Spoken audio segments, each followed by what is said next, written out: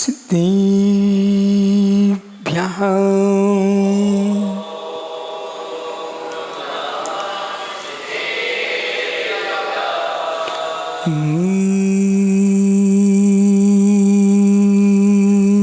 नमः सिद्धिभ्यः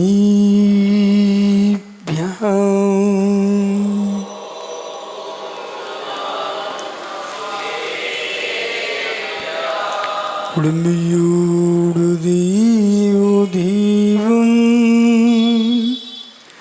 ധരുടീന്ദ്രന്ദിന്ദു തുയിച്ചലിടം നാടും ജസ്യുടന്തം ലോയാലോയം പ്യാസേ ബുഹജടി മനോവിരാമം जाय जरा मरण दुख नाशैरम अह परिलोहियथम तम धम्रसाइडम बोक्सम डमोरियंताडम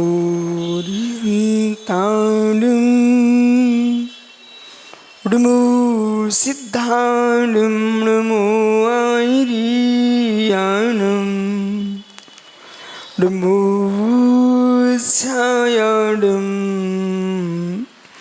नमो लोईसोविसावूडम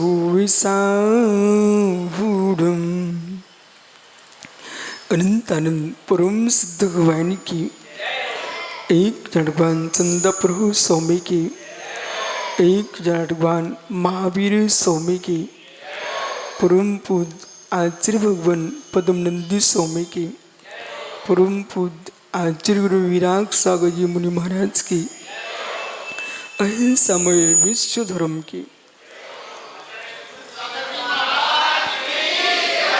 चर्या शिरोमणि अध्यात्म योगी समलाचार्य श्री 160 विशुद्ध सागर जी महाराज की महाराज की महाराज की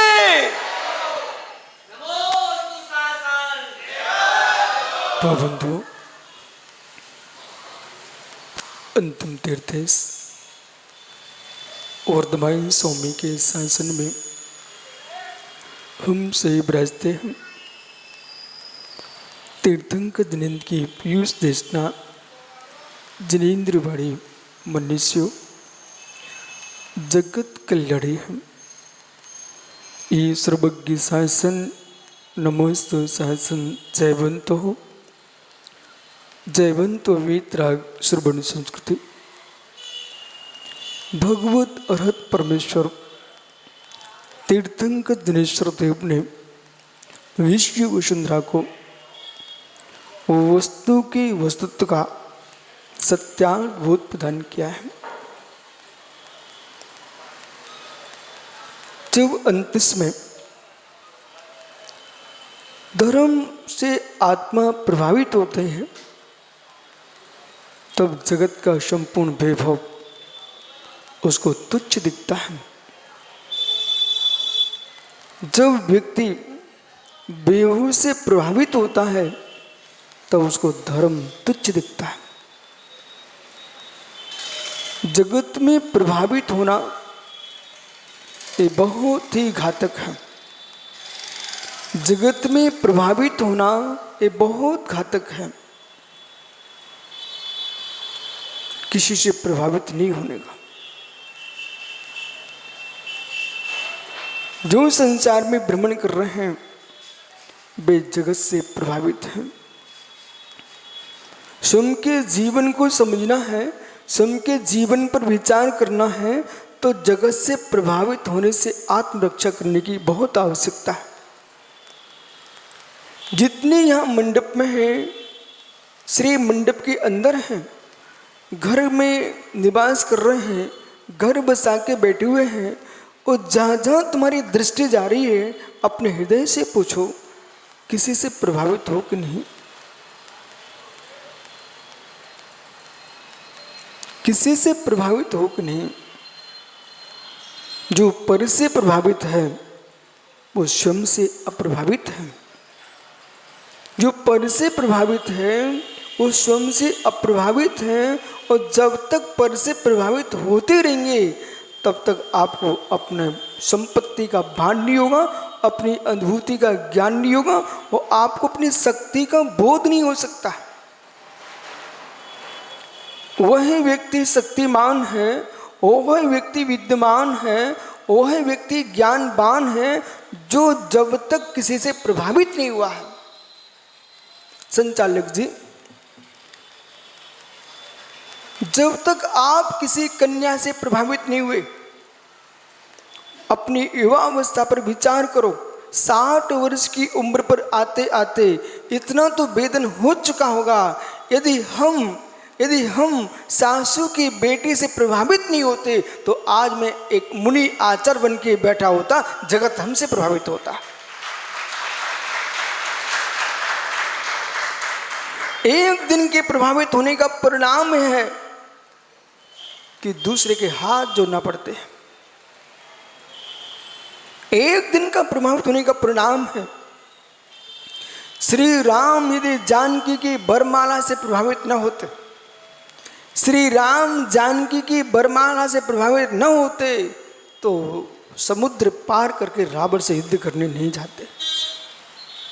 एक दिन के प्रभावित होने का परिणाम ये निकला कि जंगल में पत्ते पत्ते से, पत्थर पत्थर से श्री राम पूछ रहे हैं, आपने जानकी को देखा क्या?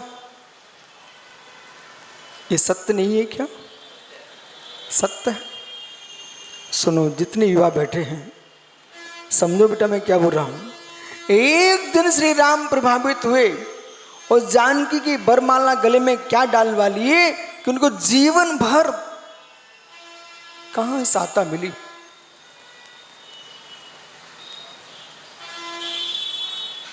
कठिन साधना है, कठिन साधना है। व्रत, उपवास, संयम, नियम का पालन करते हुए कठिन साधना है अपने आप को पर से अप्रभावित रखना। संसार की सबसे उत्कृष्ट साधना है स्वयं को दूसरे से अप्रभावित रखना, दूसरे से प्रभावित होना। ये सब बच्चों के दांत गंदे क्यों दिख रहे हैं?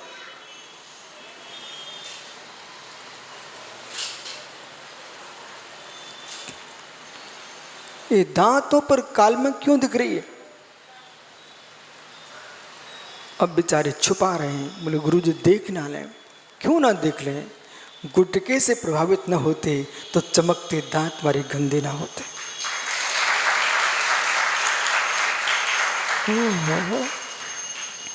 अभी क्षण मात्र में देख लीजिए, जिन जिन के दांत खराब दिख रहे हैं, गुटके तंबाकू का प्रयोग किया है, जिनके अधर ओठ काले दिख रहे हैं, वे धूम्रपान से प्रभावित हुए हैं। आप जब छोटे से गुटके से प्रभावित हो गए तो चेहरा बिगड़ गया। छोटे से गुटके से प्रभावित हुए तो चेहरा बिगड़ गया, और 5 पापों से प्रभावित हो गए तो आत्मा ही बदल जाएगी। जो स्वर्ग में जाने वाली आत्मा थी वो नरक में चली जाएगी।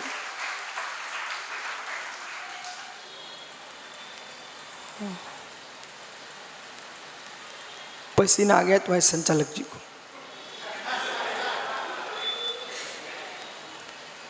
मित्र, हीन भावना आती उसे जो पर से प्रभावित होता है। हीन भावना आती उसे पीयूष जो पर से प्रभावित होता है। बेटा समझो मैं क्या कह रहा हूं, उसे समझने की कोशिश करो। जो धर्म का आनंद है, धर्म का आनंद है, वही ले पाएगा जो पर से अप्रभावित होगा। और यहां तक कि यदि तुम्हारे घर में धन है, उसका आनंद भी वही ले पाएगा जो पर से अप्रभावित होगा। धर्म समझ में नहीं आ रहा, धन तो समझ में आता क्या आपको?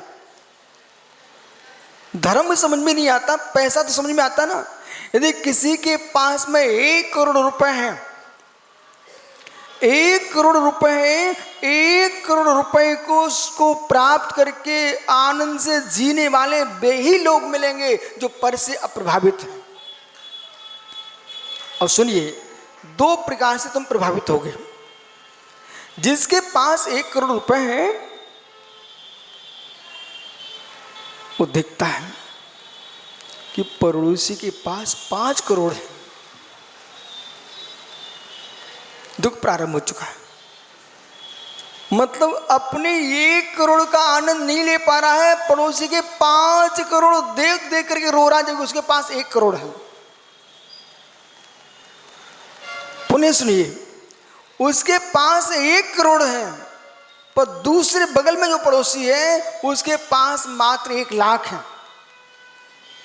अब तो सुखी होगा। 5 करोड़ जिसके दिख रहे हैं उसे देख करके हीन भावना में चला गया, वो अपने 1 करोड़ को देख करके पड़ोसी के 1 लाख देख करके अहंकार में चला गया। आपके जीवन के जो पल जा रहे हैं, मुजफ्फरनगर युवाओं, बेटा समझ में क्या बोल रहा हूं, अपना तुम कितना जीवन जी रहे हो। दूसरे के 5 करोड़ देख करके हीन भावना आ गई और अन्य दूसरे के 1 लाख देख करके 1 करोड़ के तुम्हारा अहंकार आ गया। यह तो व्यक्ति हीन भावना में जी रहा है, अहंकार में जी रहा है। साम्य भाव में जीने के लिए तपस्या करना पड़ेगी। बहुत बड़ी तपस्या की आवश्यकता है। यदि आज आप अलीगढ़ में प्रवचन सुनने बैठे हो तो मित्र जिनवाणी को ऐसा मान के सुनना जैसे अलीगढ़ के ताले में जंग लग जाए फिर खुलना मुश्किल हो जाता है। ये पूरा नगर मालूम किसके नाम से प्रसिद्ध है? अलीगढ़ के ताले में जंग लग जाए तो बड़ा मुश्किल हो जाता है, फिर उसमें तेल ही डालना पड़ता है। ऐसी मुंह के तालों की जंग लगी हुई है, इसको जिनवाणी का तेल ही डालना पड़ेगा, तब ये तुम्हारा मुंह का ताला खुलेगा।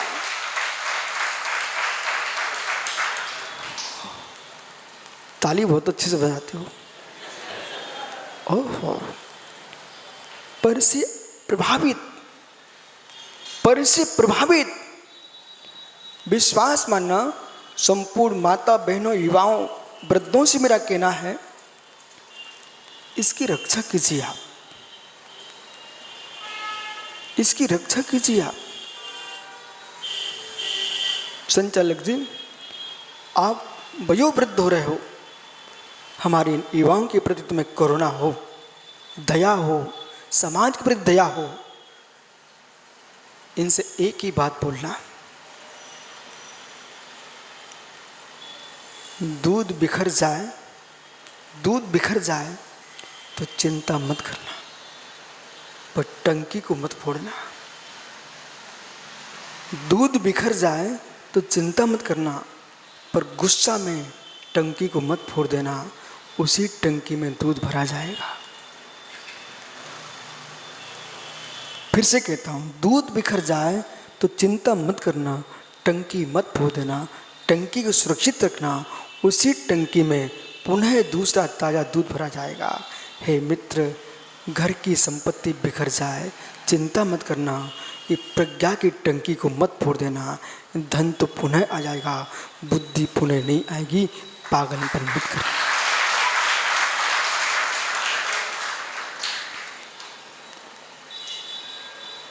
पर से प्रभावित सोनो, शीघ्र निर्णय लेने के लिए जो खड़े हो जाते हैं उनको कहना थोड़ा धैर्य रखो। दीक्षा लेना हो तो शीघ्र निर्णय कर लेना, दीक्षा लेना हो तो शीघ्र निर्णय कर लेना, फिर देर मत लगाना। और आत्महत्या करना हो तो देर करना। फिर से कहूं, दीक्षा लेने के परिणाम आ जाएंगे जीवन में, कभी वहां विलंब मत करना।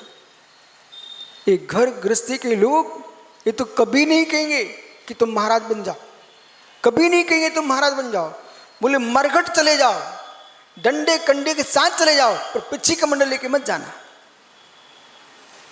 ये परिवार कुटुंब ऐसा है, वो तुम्हारी मृत्यु देख सकता है लेकिन दिगंबर मुनि के रूप में देखने के लिए तैयार नहीं है। अरे मृत्यु देखोगे तो शमशान में जाओगे और मुड़राज को देखोगे तो परमात्मा बनोगे।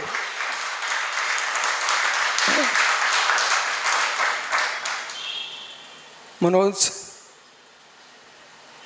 व्यक्ति अपने मन को नहीं संभाल पाया, दुनिया के मन को क्या संभाल सकते हो।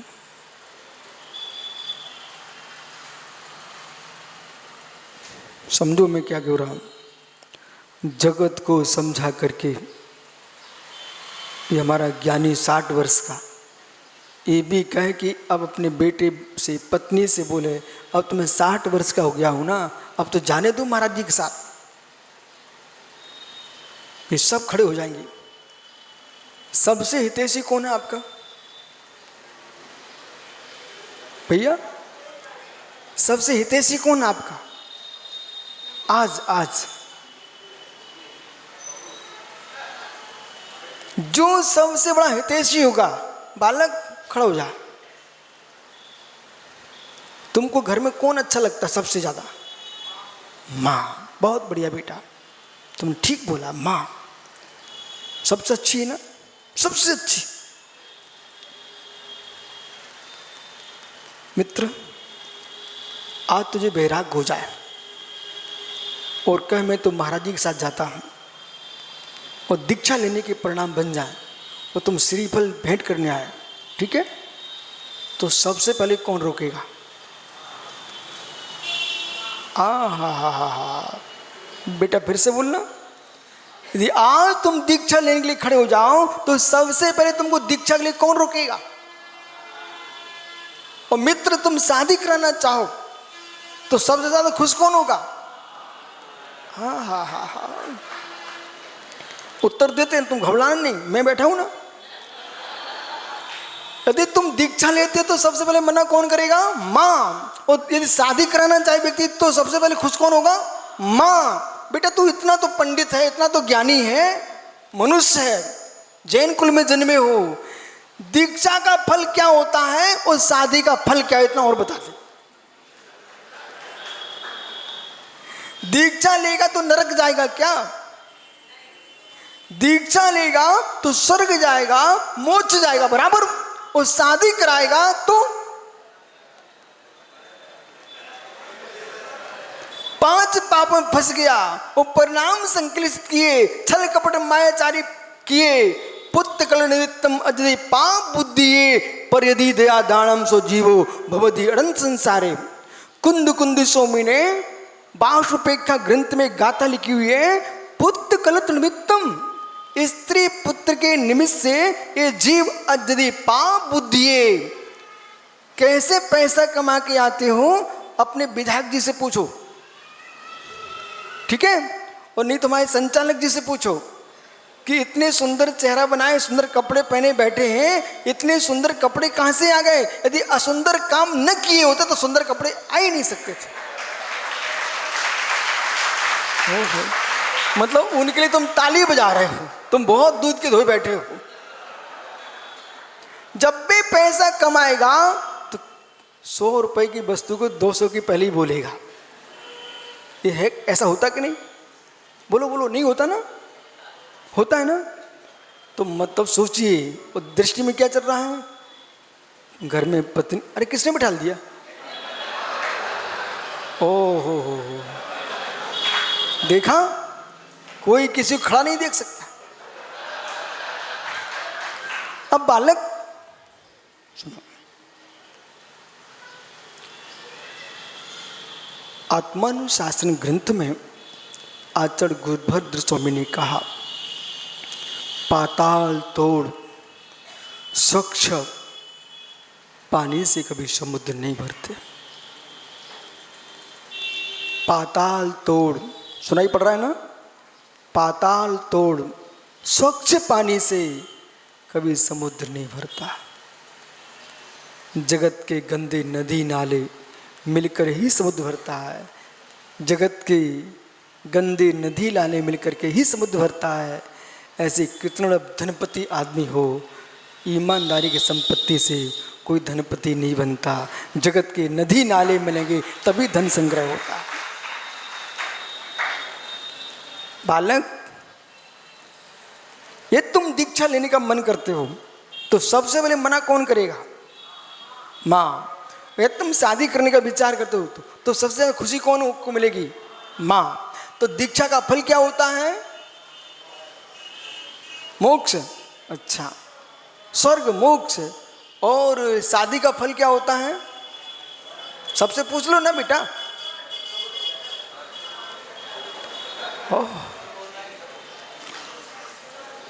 शादी के बाद कोई भी समझदार माँ बहन होगी, कोई भी समझदार भाई होगा, एक बार उससे पूछना, तुम शादी कराने के पहले आनंद आया? और दुनिया से मत पूछना, सबसे पहले अपनी माँ से ही पूछना। बोले माँ तू तो सत्य बोलने वाली है, मैं तुम्हारा पुत्र हूँ, कम से कम तू मेरे लिए सत्य बता दे, मेरे पिता के साथ आने के बाद तुमको कितना सुख मिला?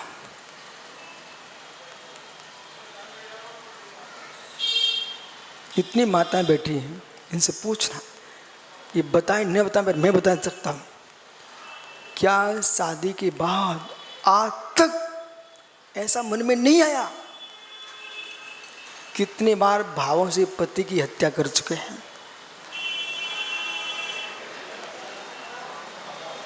देखो सिर ऐसे कर रहे हैं। जब गुस्सा आती ना, यहां तक मन कह देता है मैं ही मर जाती, ये मर जाता। अब सोचो बेटा, इतना ही नहीं, अपने पुत्र को जन्म देने वाली माँ भी जब कुपित होती है तो बेटे तक से कह देती है नाश मिटवे को। ओ हो, हे कसाय, हे कसाय, हे अज्ञानता, कोई किसी के कहने से न मरता न जीता है, लेकिन आप कसाय करके पाप के बंध को नियम से प्राप्त होते हैं। मित्र समझ,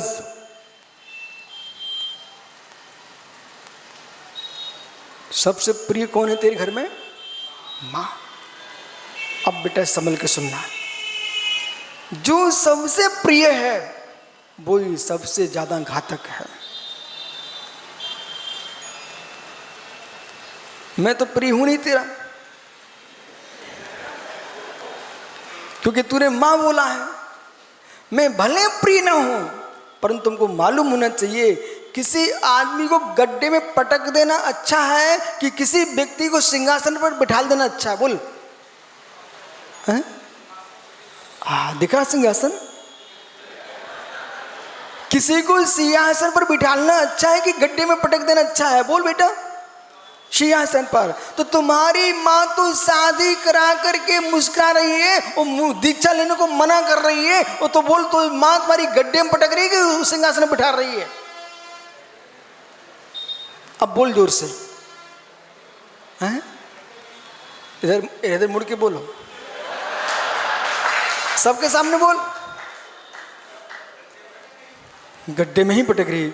जिसके लिए सबसे प्रिय मान रहा था, वो जन्म देने वाली माँ गड्ढे में पटक रही है, और मेरे सामने रही माँ जिनवाणी जो है वो सिंहासन पर बिठा रही है।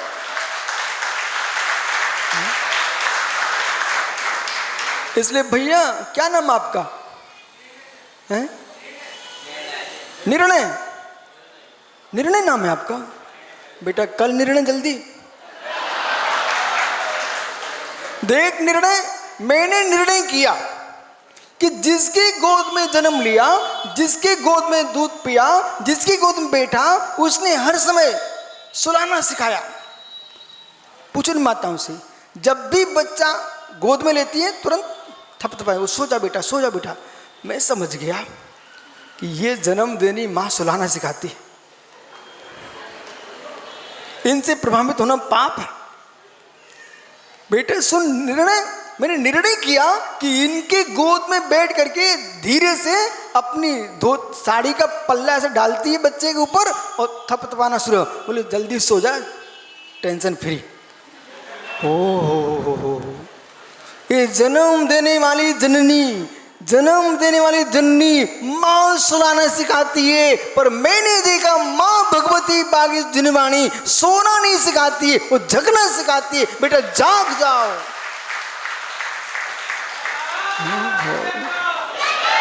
तो दीक्षा लेने से क्या मिलेगा? स्वर्ग मोक्ष मिलेगा ना। अब जो सबसे अच्छा लग रहा था वो तो गड्ढे में पटक रही है, और तुमको मैं अच्छा नहीं लग रहा हूं। विश्वास मान, अच्छा लगूं ना लगूं, पर मैं तुझे सिंहासन पर बिठा दूंगा। कुछ स्वयं बोला ना भाई, निर्णय स्वयं बोले ना, निर्णय भाई। कहीं घर में तुम्हारे पड़ोसी आए ना, ये सब घर में जाके बोल देंगे, बोले मान गड्ढे में पटकती है। और बेटा सुनो, जितने ये अलीगढ़ के जितने बुजुर्ग बैठे ना, इन सबसे पूछ लो, ये सब ज्ञानी लोग हैं, स्वाध्यायशील हैं। अनेक आचार्य मुनियों का यहाँ पदार्पण हुआ है। आचार्य विद्यानंद महाराज का देखो वो बैनर लगा हुआ है सामने, देख। आचार्य महाराज कभी पधारे यहाँ पर? सुनो, आचार्य विद्यानंद महाराज भी यहाँ आ चुके हैं। और सोचिए बेटा, इन्होंने अनेक प्रवचन सुने हैं। मां एक प्रश्न है, सुकुमाल मुनिराज पर उपचार किसने किया है? बालक खड़ा हो जा। सुकुमाल मुनिराज पर उपचार किसने किया?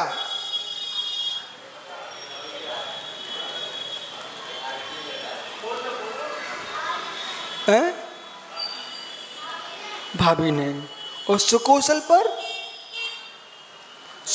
पर माँ ने किया। सुन लो भाई क्या हो रहा बच्चा, मालूम?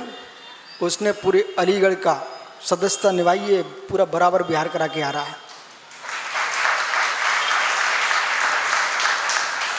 मुझे लगा ही नहीं मैं पहली बार यहाँ आया हूँ।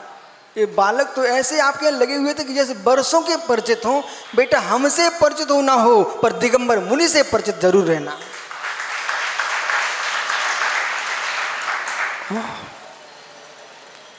निर्णय, वो बालक कह रहा है, गुरुजी एक मुनिराज पर भाभी ने उपचार किया और एक मुनिराज पर माँ के जीव ने उपचार किया। जिसने 9 मास तक पेट में रखा हो, वही माँ पेट भखने खड़ी हो गई। हे ज्ञानी, इसलिए सबके दिन एक से नहीं होते हैं। पर्याय का राग जब तक है तब तक मेरे हैं, और देश में बदल जाए न मेरे हैं न तेरे हैं, सब व्यर्थ के झूठे झमेले हैं। अब देख निर्णय,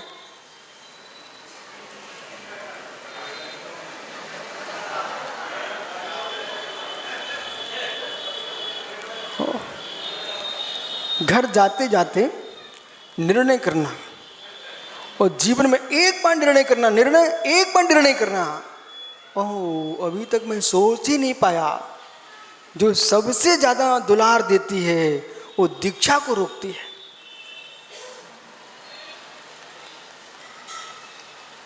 मनोज, एक दिन प्रभावित न होते तो आज तुमको रोना नहीं पड़ता।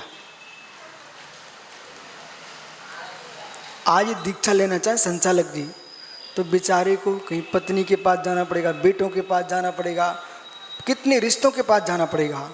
वो 8 वर्ष की उम्र में दीक्षा ले लेता ना, तो ज़्यादा कहीं नहीं जाना पड़ता। माँ से पूछता, पिता, और चला जाता। जितना जीव संबंधों में फंसेगा, बैठ जा भाई। निर्णय, अब क्या जो है सो है, बैठ जाओ। जीवों को देख के बैठना। ये मुजफ्फरनगर से आया है। अच्छा, घर तक समाचार पहुंच जाएंगे बेटा, चिंता मत कर। जितना जगत से प्रभावित होंगे, यदि आपको मोक्ष मार्ग में सुखमय जीवन जीना हो, पीयूष, मोक्ष मार्ग में सुखमय जीवन जीना हो, तो अप्रभावित होना सीखो। अप्रभावित होके रहना ही मोक्ष मार्ग है, और जगत से प्रभावित होना संसार मार्ग है। और प्रभावित होना ही चाहते हो तो आत्मा से प्रभावित हो, रत्नत्रय धर्म से प्रभावित हो। जितने संबंध बनाओगे निर्गन सागर जी, जितने चेला बनाओगे, जितने चेलिया बनाओगे, जितना परिचय बढ़ेगा उतनी संक्लेशता बढ़ेगी, उतनी संक्लेशता बढ़ेगी। दादा बुरा तो नहीं लगता? बुरा लगे तो क्षमा करना। मैं एक प्रश्न पूछ रहा हूं मैं आपसे। प्रश्न ये है मेरा, जो तुम्हारे बेटे की माँ है, समझ गए? जो आपके बेटे की माँ है वो आपको कब से जानती है?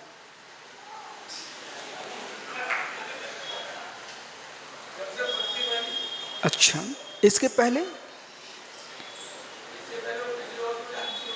अच्छा, इसके पहले नहीं जानते थे, ठीक है। तो इतनी पूछना, आप टेंशन मत लो। लेकिन जब आपकी पत्नी नहीं बनी तब वो जीव था कि नहीं? जब आपकी पत्नी नहीं था तब वो जीव अपने माँ के घर में था कि नहीं था? अच्छा, देखो अभी फंसने वाले हैं। था ना? तो जब वो अपने आंगन में झूला झूल रही थी और झूला झूलते झूलते वो रस्सी टूट गई, वो गिर गई। जब गिरी ना तो तुमको कितनी पीड़ा हुई? बहुत बढ़िया। आप लोग सुन रहे हैं इनकी भाषा?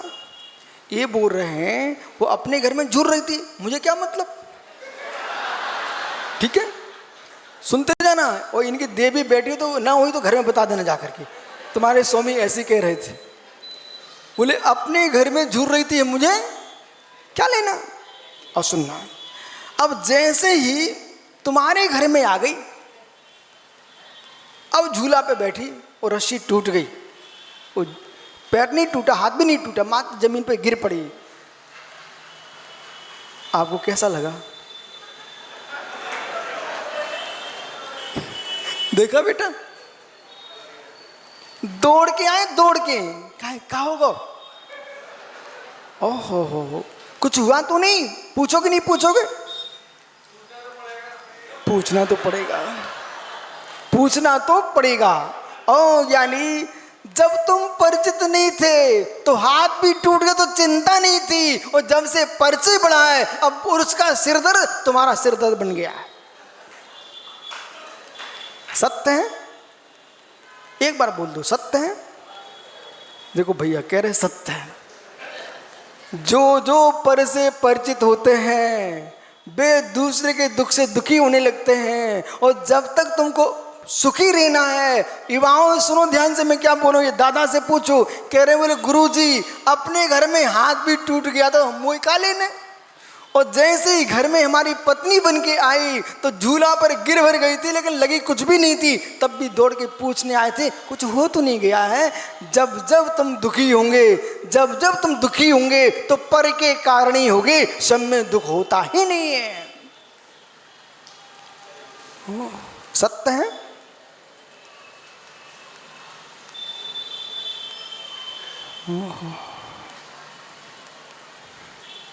किसने कहा, किसने कहा आप दूसरे के यहाँ जाओ? किसने कहा दूसरे के यहाँ जाओ?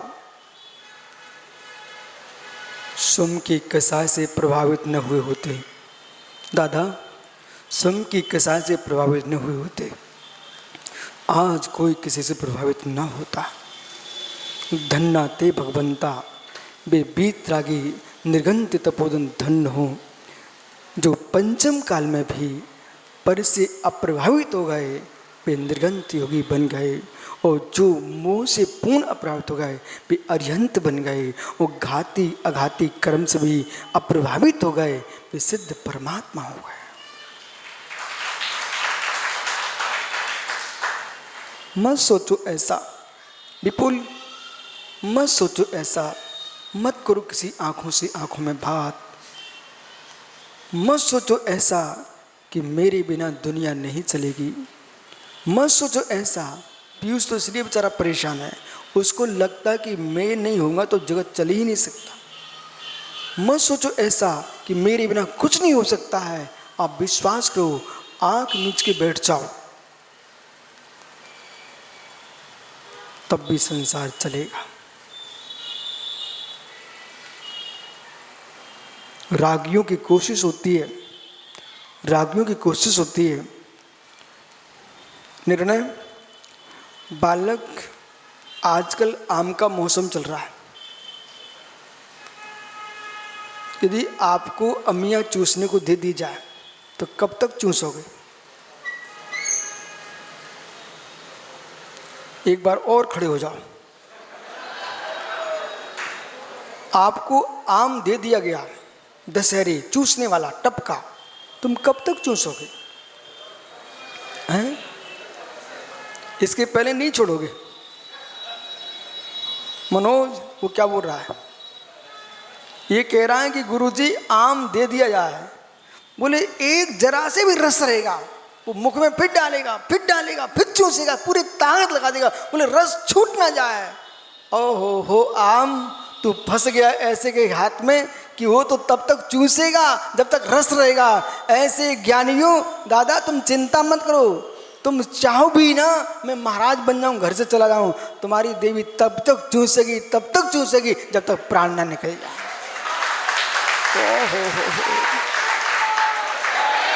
ये ताली किसके लिए बजा रहे हैं आप लोग? ये दादा को बजा रहे हैं क्या? अरे उनके लिए नहीं, अपने लिए बजाओ। यानी क्यों?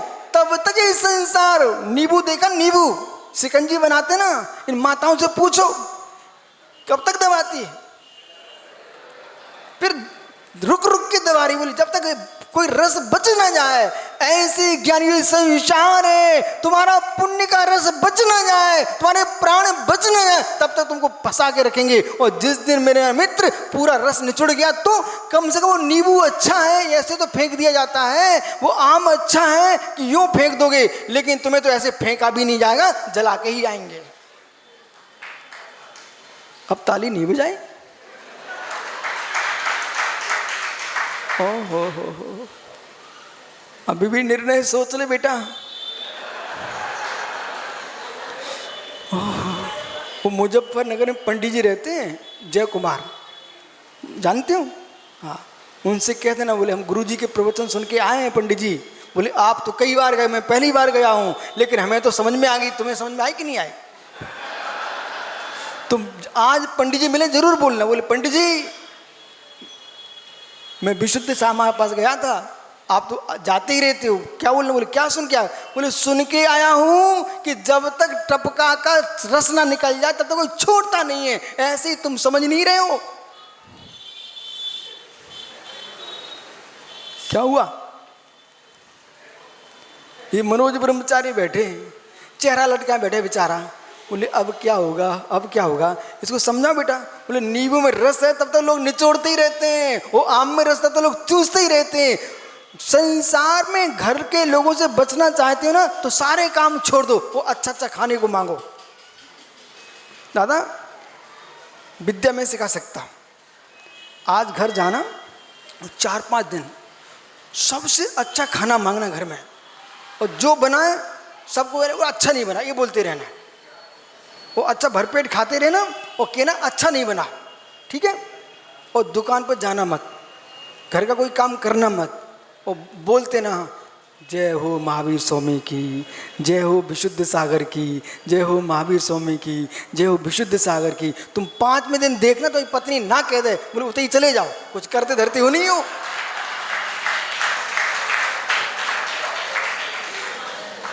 अब ये मनोज जाएंगे काम करेंगे वहां जाकर के, अब रस भरे ही रखे हो तो कौन तुम्हें छोड़ने वाला है? हो निर्णय तू चिंता मन में, पूरी विद्या बता दी। काम करो मत, वो भरपूर खाओ और कहना कुछ अच्छा नहीं बना, बोले और अच्छा बनाओ, और अच्छा बनाओ, तो वो गुस्सा करके माँ कह देगी, बोले ये रखा, जाओ महाराज के पास। फिर कहना माँ तेरे पैर कहाँ हैं दिखाओ, चरण छूता हूँ, रखो सिर पर आशीर्वाद, बोलो जाओ बेटा भगवान बनने।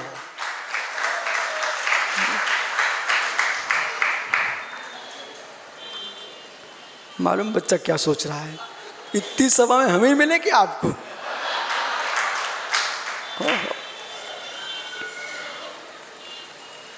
मत हो पर से प्रभावित, आत्मा प्रभावनियो रत्न तेसा, आत्मा प्रभावनियो रत्न तेसा। आत्मा की प्रभाव ना करो, आत्मा से प्रभावित हो।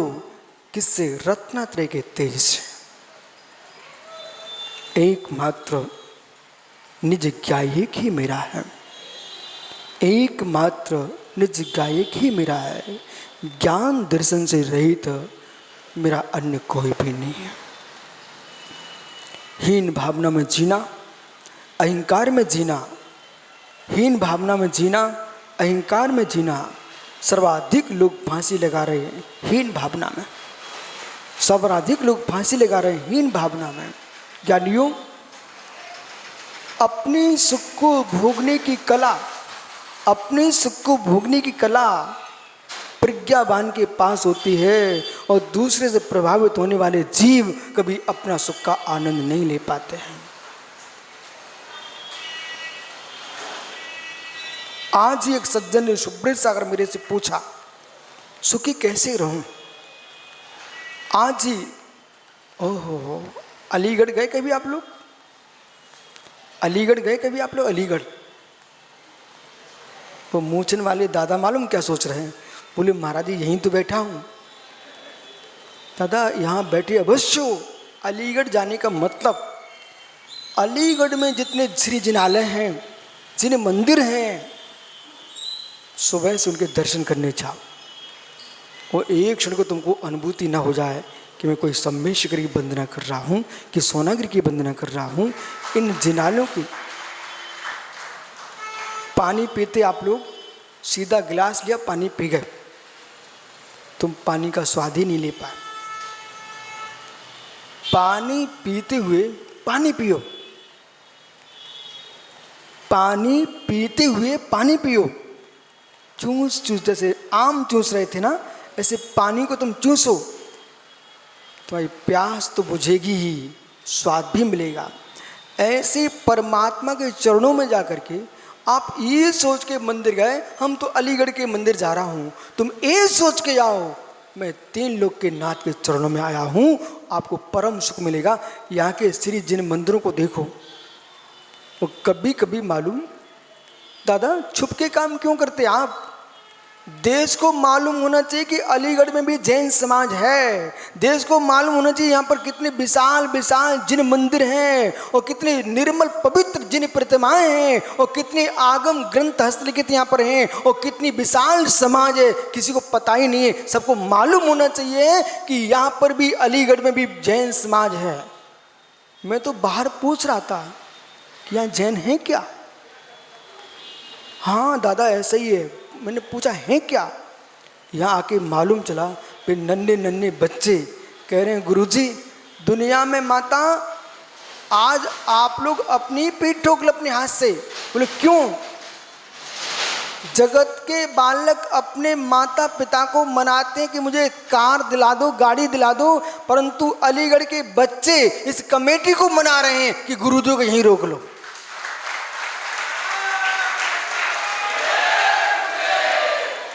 आगरा से लेकर के हैं, आगरा से लेकर वो दक्ष ग्रुप है बच्चों का। बोले गुरुजी 2 महाराज जी दे दो, 2 महाराज जी दे दो। कितनी गरीबी भाषा बोल रहे हैं। बेटा मेरे बस में होता ना, हम पूरे महाराज यहीं रुक जाते, लेकिन ये बड़ौद वाले मान नहीं रहे। पर तुम्हारी भावना जो है, भावना भाते रहो, भावना भाते रहो। कई वर्षों से बड़ौद वाले भावना भा रहे थे, कई वर्षों से आ रहे थे मेरे पास, लेकिन आचार्य विराग सार की ऐसे अनुकंपा हुई, उनकी भावना पूरी हो ही गई। बेटा तुम भी भाते रहो, कभी ना कभी अपना भी दिन आएगा। सबके दिन एक से अपना भी समय आएगा। कहाँ गया वो दक्ष भाई? अपना भी समय आएगा। बालक खड़ा हो जा, टेंशन नहीं लेना।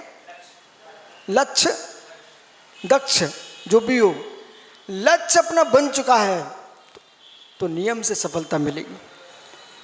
समय कितने ही लग जाए, अब तो इनको पकड़ लेना। बोले अब बहुत दिन हो गए, और यदि ये नहीं गए महाराजों को लेने तो कहना अब तुम ही बन जाओ, हम तुम्हें प्रदान करते हैं।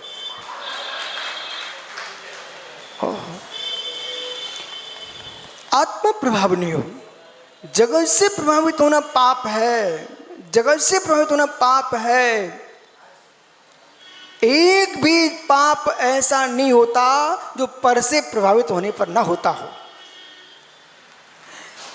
5 पापों में से एक भी पाप ऐसा नहीं होता जो पर से प्रभावित होने पर न होता हो। पांचों के पांचों पाप पर से प्रभावित होने पर ही होते हैं। इसलिए ज्ञानियों, आज के प्रवचन का सार समझना कि जगती पर जीना है आनंद के साथ, तो दूसरे से प्रभावित नहीं होना है। जितने अंश में ये जीव पर से अप्रभावित होता है, उतने अंश में चारित्र प्रकट होता है।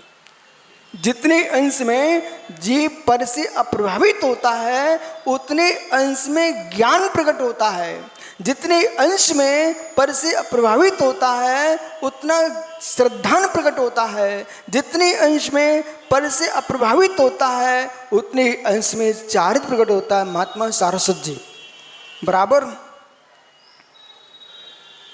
जितने अंश में, देखिए अपन दादा को ही ले लेते, ठीक है ना। इनकी शादी हो चुकी है, ठीक। दादा 60 वर्ष की उम्र, आप नहीं बोला, मैंने नहीं बोला, 60 वर्ष की उम्र है। यदि आपने नियम ले लिया है, हे नाथ, इस वृद्धत्व की अवस्था में जगत में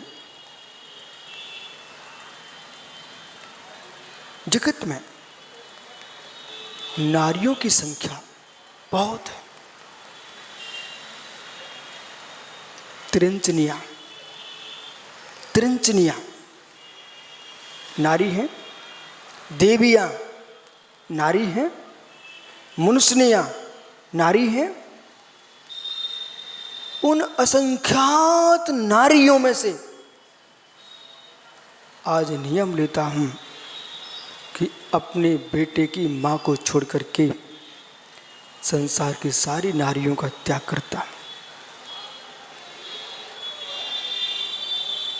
ऐसा नियम ले लिया। आप मेरी भाषा समझ रहे हो मैं क्या बोल रहा हूं। यदि आपने देवियां, मनुष्यनिया, त्रिंचनिया, इन सारी की सारी नारियों का त्याग करके एकमात्र अपनी पत्नी का व्रत ले लिया, तो बेटा तुमने कितना बड़ा व्रत ले लिया।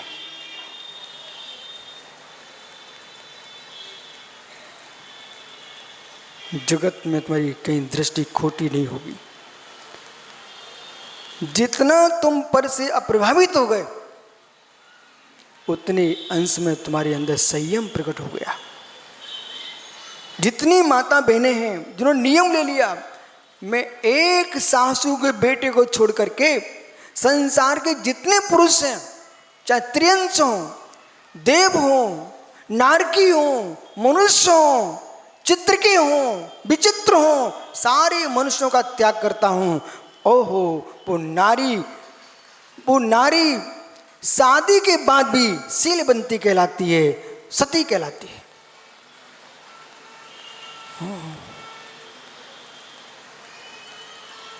कभी सोचा सीता की शादी हुई कि नहीं, मनोरमा की शादी हुई कि नहीं, द्रौपदी की शादी हुई कि नहीं?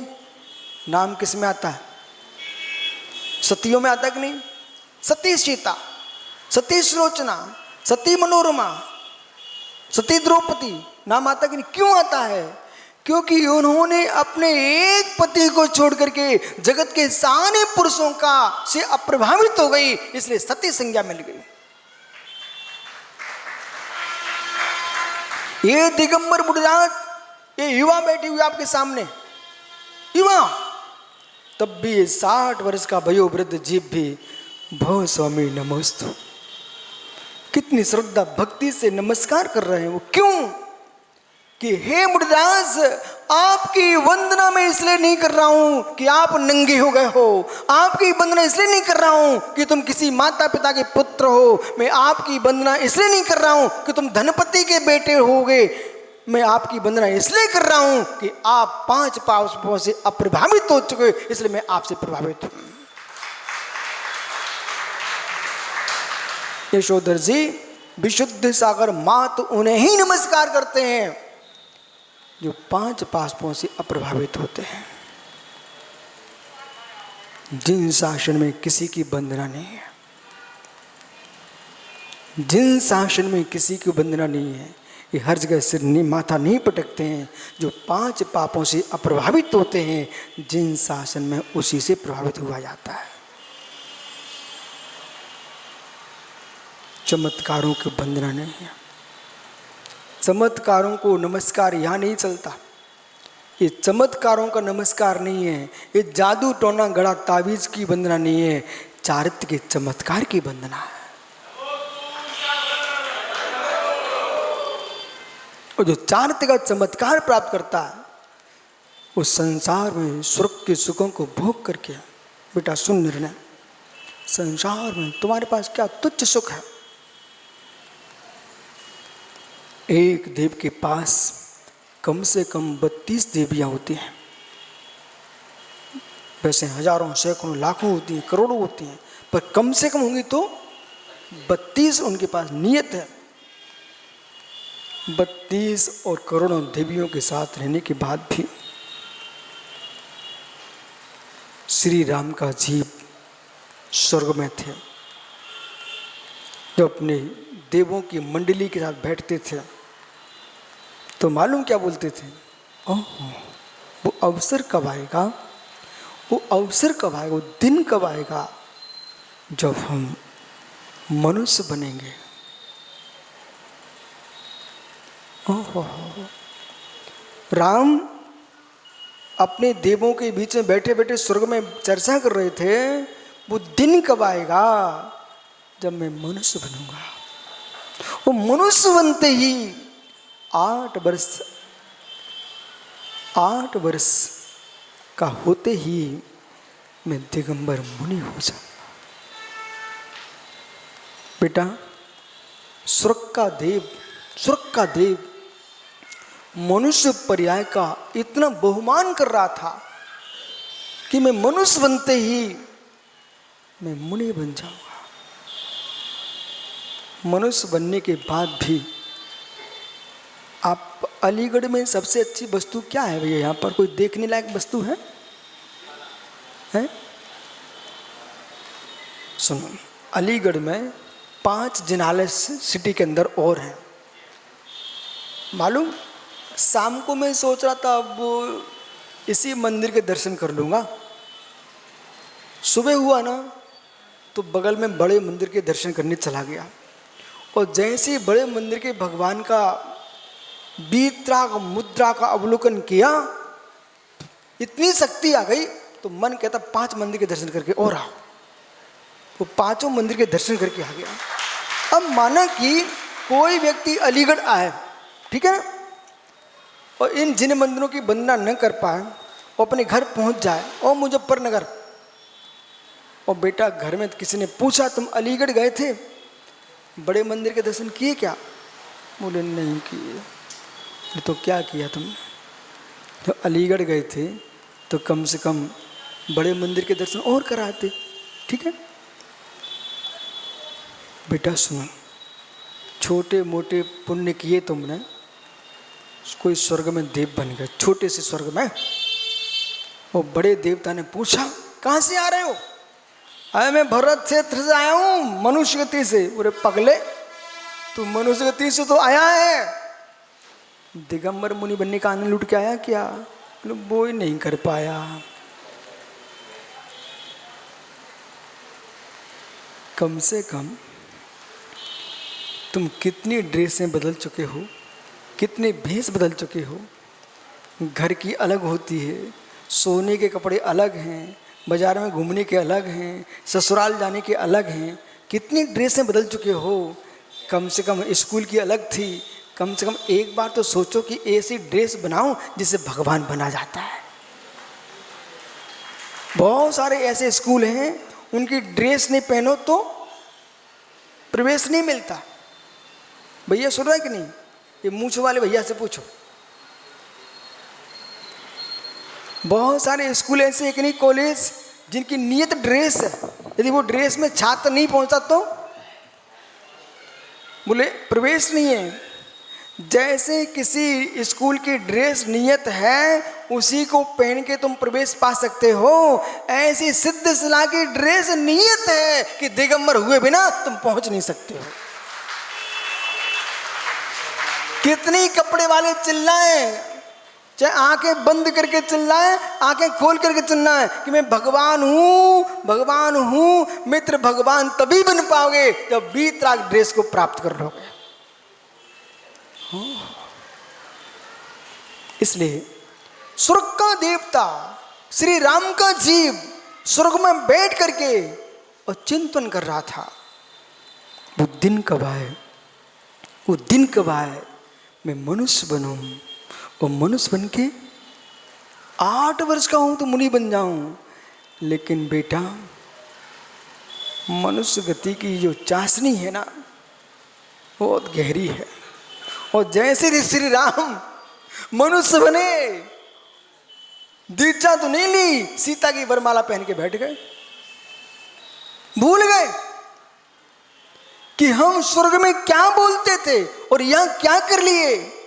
जब भीतर का ज्ञान हुआ, भीतर का ज्ञान हुआ, कभी राम सीता के लिए तड़पते थे, वे ही राम जब मुनिराज हो गए तो सीता का जीव स्वर्ग में देव होने के बाद विक्रिया से सीता का रूप बना के सामने खड़ा हो गया कि हे स्वामी चलो घर। फिर राम ने आंख खोल करके नहीं देखा। मोक्ष मार्ग कहता है जिसे तुम छोड़ चुके हो उसे अब देखना मत।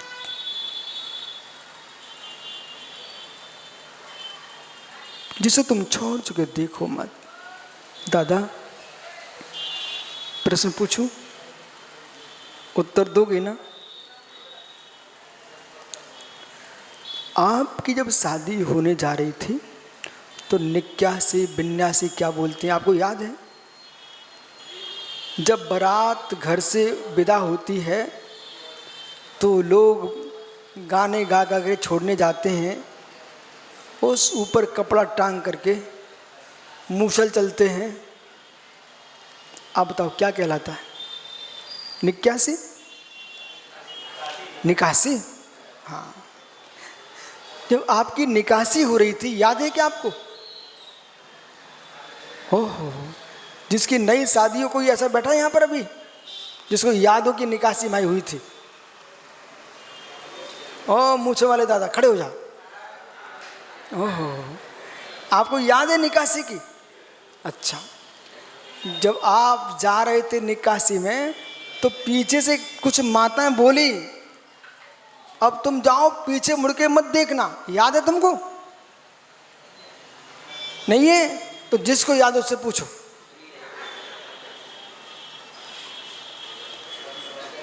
जब जा रहे थे ना तो पीछे से आवाज आती है कि बेटा तुम पीछे मुड़ के मत देखना।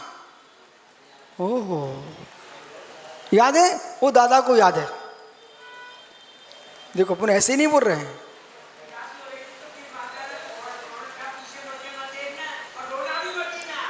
ओहो, ऐसे कहा था ना। जब संसार की बधू को लेने जा रहे थे तो पीछे मुड़ के नहीं देखना, रोना भी मत। ऐसे मुक्त बधू को लेने जा रहे हो, मैं पीछे मुड़ के मत देखना, रोना भी मत। ऐसा मुनिराज से कहना है। संसार की नारी से शादी करने वाला जब पीछे मुड़ के नहीं देखता है तो मुक्त वधू के साथ जाने वाला पीछे मुड़ के क्या देखेगा? एक मुक्त वधू के कंत बनने जा रहा है। इसलिए श्री राम जब मुनिराज हो गए तो सीता का जीव प्रभावित करने आया। विचित्र, सीता का जीव सर्वास सागर जी प्रभावित करने आया कि राम प्रभावित हो जाएं। राम ने आंख नहीं खोली। सच्चा वीतरागी मुनि नारी को देखने के लिए आंख नहीं खोलता है, निज आत्म रमणी को देखता है। ओह, भुंजता मुंडलोही सभ्य, ओहो भुंजता मुंडलोही सभ्य, स्वर्ग का देव होकर के मनुष्य लोग के सारे सुखों भोग सब ये इच्छा अविज्ञान निर्विघ्न रूप से हृदय को इच्छित सभी सुखों मनुष्य के भोगने के बाद भोगों से विरक्त होता है। होन भो विरयो, भोगों से विरक्त होता है। जन दिखम गिरने देख लिया सब सुख, देख लिया सब सुख, तीनों अवस्थाओं का देख लिया, चारों गतियों का देख लिया, कहीं साता नहीं है। एकमात्र निर्गंत मार्ग ही परम सुख देता है। ऐसा निर्णय करके वो ग्रस्त जिन दीक्षा को ग्रहण कर लेता है। डाउन कम्मर को गिणे तविणे लिस्सिणे अर्पणम भवनंतम सिद्धम सुम्पावे, जो ऐसा जीव 180 181 धम्मऋषायण ग्रंथ में गाथा में कहा है कि अब समझो राजेश, उग्र तवम उग्र तप रूपी अग्नि से निशेषम कम्मघड़म संपूर्ण कर्म रूप को भाग को दह्यूण जला करके अपुर भवम। आहा, महात्माओं कि बड़ौद वाले जय जयकार करें कि मुजफ्फर वाले न करें कि दिल्ली वाले करें कि अलीगढ़ वाले जय जयकार करें, इसलिए साधु दीक्षा नहीं ली जाती। जय जयकार तो होती है। साधु दीक्षा का मतलब अपभवम, अपुनर्भव की प्राप्ति के लिए, अपुनर्भवम, पुनः भवों में ना भटकूं, इसलिए जैन दीक्षा होती है। नयून जला करके अपुर्भवम भव पर्यंत उत्पत्ति काल को जोत हो, तो जीव अनशुहम अनेक सिद्ध सुख को प्राप्त होता है। अब संसार में कभी, संसार में जीव कभी नहीं आएगा। एक बार मुक्त हो जाए पुनः संसार में नहीं आता। माताओं बस इतनी आज समझना, आपका समय हो चुका है। आप लोग कभी कभी भजन गाने लगते हो, चले आना कहीं वीर बन के, कभी महावीर बन के। हे माँ, हे माँ, अपनी भक्ति को एक डिबिया में बंद करो।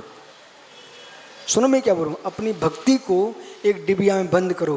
यहाँ कोई नदी बह रही क्या? अलीगढ़ के आसपास कोई नदी है क्या?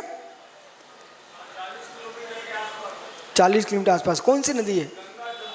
हाँ हाँ हाँ भैया दादा, इन माताओं से कहना अपनी भक्ति को एक डिबिया में बंद करो।